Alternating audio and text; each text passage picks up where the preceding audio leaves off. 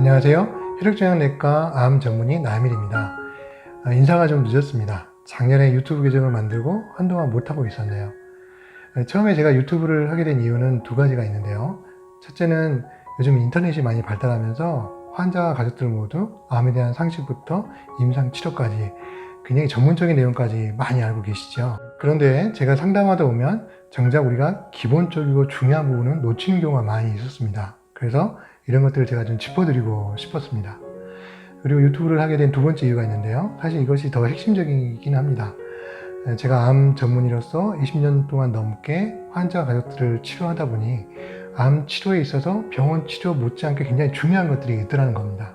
저도 젊은 의사 시절에는 몰랐는데 오랜 기간 환자 가족들과 만나고 서로 시간을 보내면서 상담을 하다 보니 제 나름대로 느끼고 깨달은 것들이 있었고 이런 것들을 여러분과 나누고 싶었습니다. 그 중에 핵심은 우리 환자 가족을 포함한 가족 간의 갈등 문제였습니다. 어렵고 힘든 암 치료의 특징상 투병 기간이 길어지면 환자뿐 아니라 가족 모두 힘들고 지치게 되죠. 그러다 보면 우리가 마음의 여유가 없어지죠.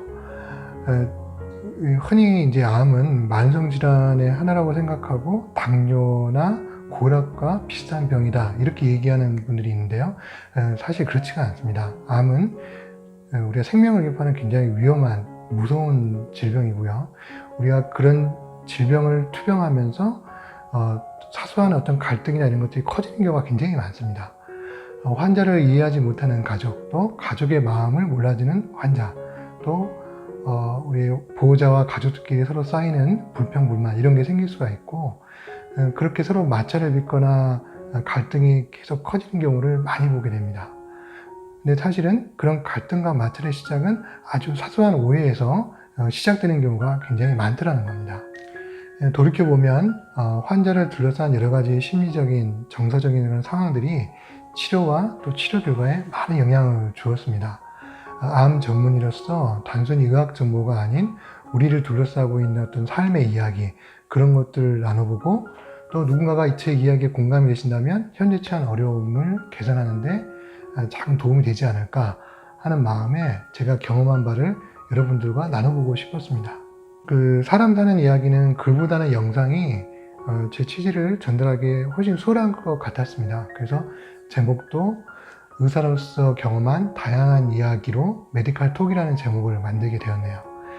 근데 제가 사실 일상에 쫓기고 진료에 몰두하다 보니까 진척이 제 마음대로 이렇게 수월하게 되지가 않습니다.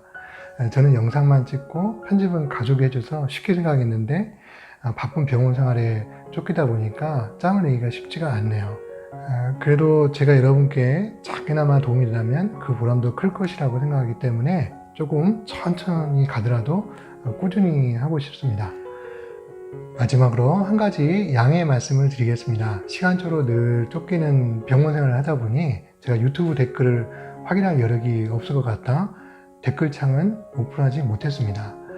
번거로우시겠지만 꼭 필요한 댓글이나 질문이 있으시면 제 블로그를 방문하셔서 남겨주시면 최대한 빨리 답변 드리겠습니다. 환자분들의 케어를 빌겠습니다. 그리고 가족들도 힘내시기 바랍니다. 감사합니다.